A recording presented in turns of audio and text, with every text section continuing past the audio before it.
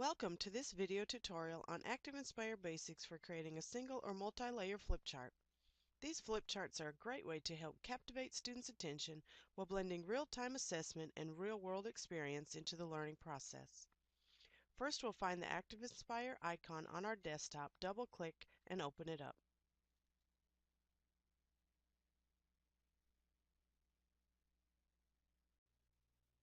Now, as you can see, the dashboard is always present upon opening ActiveInspire. You have all the options listed, but since we are only reviewing all the basics, we can just click the red X and close it out. Now, let me open up my ActiveInspire Basics flip chart so we can get started.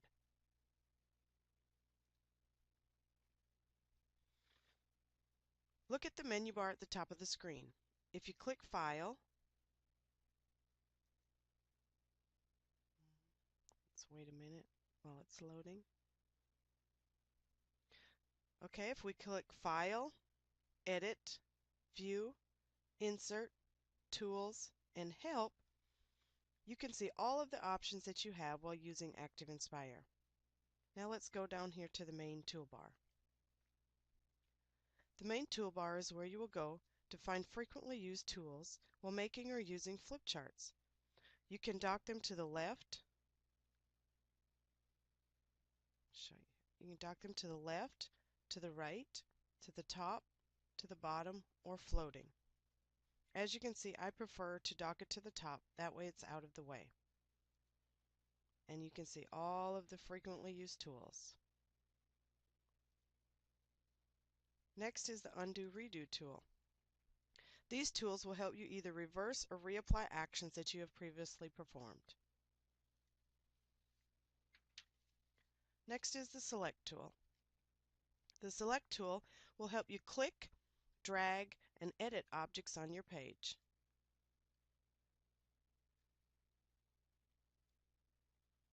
Next we have the Clear tool.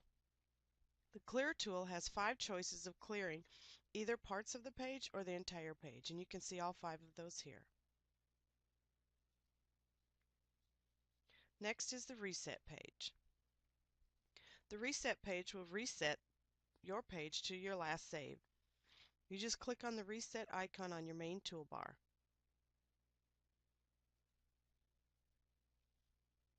Next is the Full Screen. The full screen allows you to view a flip chart in full screen. I personally rarely use this option. It just doesn't make the flip chart much bigger than the regular screen, and you also have to be very careful when exiting the full screen so you do not close out the entire flip chart. As you can see, it says do not click the red X because this will close your entire flip chart. So you want to make sure that you click the gray X. Next is Turn Pages. To turn pages on your flip chart, you must click the left arrow to go to the previous page and the right arrow to go to the next page.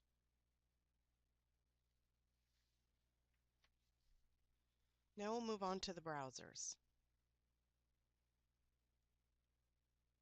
There are several browsers available, but the most frequently ones that you'll use are the Page Browser, the Resource Browser, and the Notes Browser. First, we'll talk about the Page Browser. The Page Browser allows you to see all of the pages of your flip chart. This reminds me a lot of a PowerPoint because you can see all of the pages on the side of your flip chart. Next is the Resource Browser. It allows you to find and add items to your flip chart from your shared resources. Your shared resources are the icon with the 3 little heads on it. And you can find and put anything into your flip chart from there. Now we'll move on to the Notes Browser. It allows you to write notes about the page. It may be some simple directions or reminders to help you with the actions on the page, or it may give directions to the user of the flip chart so they know what to do on the page. Next is the Text tool. The Text tool is used to create text on the page, and you see this simple toolbar at the top will appear, and it has many of the tools similar to your word processing tools. Next is the shapes. The shape tool allows you to add various shapes, choose your color outline and width, and choose a fill color. So when you click on it, it's the little square with the circle, and it gives you all those options. Next is the pen and highlighter tool. This tool is used to write or highlight on the flip chart. You can choose a color by clicking a choice on the color palette, and you can also change the width by selecting the present widths, or you can slide the slider. The fill tool allows you to change colors of your words, shapes, objects, or the background. And it just looks like the little paint bucket.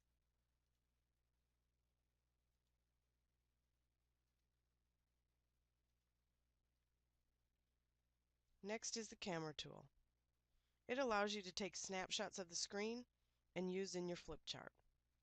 You access that from the Tools menu. Next is the color picker. The color picker allows you to pick a specific color that is not already on the color palette. You can replace one of the colors. I usually always use white because it's the easiest to change back. So if you go up to where the white is, you right click. It looks like a little eyedropper. You click on the eyedropper. You go down on the page where you want to select it. If I want to select the ear, and then it replaces it into the little section on the color palette. And then if you want to change it back, you change it back to white. Very easy. Next we'll talk about Drag a Copy. Drag a Copy allows you to make unlimited copies of an item. You know it has been made Drag a Copy if you see the hand and the green circle with the plus sign. And you simply do what it says. It drags a copy. You can see. Next is the Tool Store.